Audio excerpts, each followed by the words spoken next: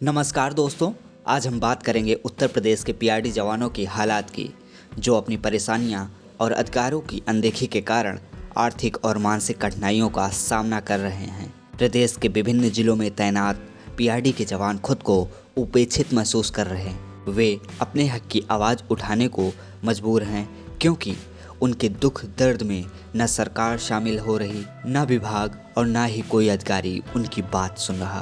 PRD यानी प्रादेशिक रक्षक दल के जवान अपनी ड्यूटी पूरी निष्ठा और बहादुरी के साथ निभाते हैं। वे अपनी वर्दी का सम्मान करते हुए देश और राज्य की सेवा करते हैं, लेकिन बदले में उन्हें सिर्फ उपेक्षा और अनदेखी का सामना करना पड़ता है। हाल ही में 10 नवंबर 2024 को कुशीनगर में एक ऑन ड्यूटी पीआरडी जवान रमाकांत तिवारी की मौत हो गई। उनके परिवार का आर्थिक सहायता या सांत्वना मिलना तो दूर, उनकी कुर्बानी तक की सुध किसी ने नहीं ली। आज प्राप्त सूचना अनुसार थाना हनुमानगंज जनपद कुशीनगर क्षेत्रांतर्गत कस्बा छितौनी में नियुक्त पीआरडी रमाकांत तिवारी पुत्र लालजी तिवारी उम्र लगभग 60 वर्ष, निवासी करदा तिवारी टोला थाना खड्डा, जो कि 2 अन्य कर्मियों के साथ रात्रि चेकिंग व गश्त ड्यूटी में थे।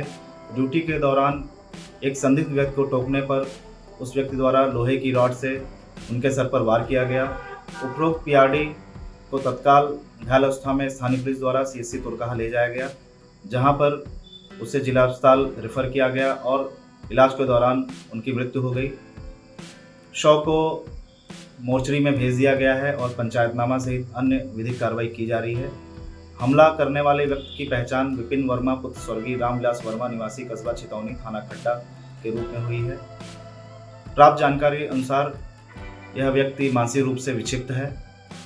अभियुक्त उपरोक्त को हिरासत में लेकर अग्रिम विधिक कार्रवाई की जा रही है। लॉ एंड ऑर्डर संबंधी किसी प्रकार की कोई समस्या नहीं है। ड्यूटी तो कागज में 3 लोगों का था, लेकिन तो मौके पर हम और रमाकांत तिवारी थे। एक सत्यवान यादव सिपाही थे जो नहीं थे वहाँ।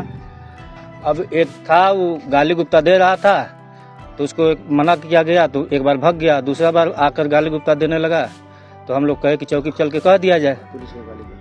पुलिस को गाली भद्दी दे रहा था, तो चौकी पर हम कहने आए, वहीं बैठे थे, तब तक वो लोहे के राड से मार दिया।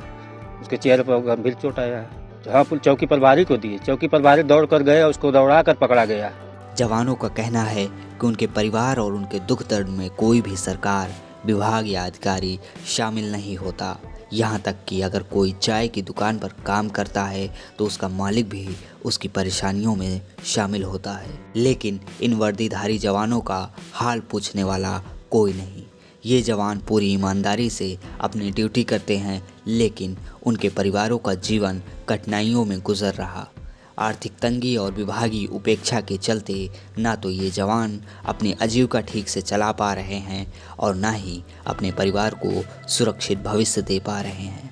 तो दोस्तों, ये जो पीआरडी के जवान हैं, इनकी समस्याओं का समाधान होना ज़रूरी है, जिस पर पीआरडी के जवान का कहना है कि अब उनके लिए यह सहन करना मुश्किल होता जा रहा। अब समय आ गया है कि उनकी आवाज़ को सरकार और विभाग तक पहुंचाया जाए।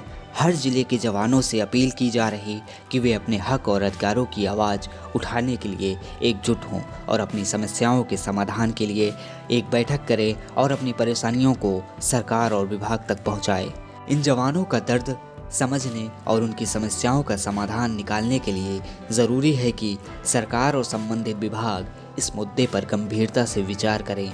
ये जवान हमारे समाज और देश के महत्वपूर्ण हिस्से हैं और उनकी सेवा का सम्मान करते हुए उनकी ज़रूरतों का ध्यान रखना चाहिए।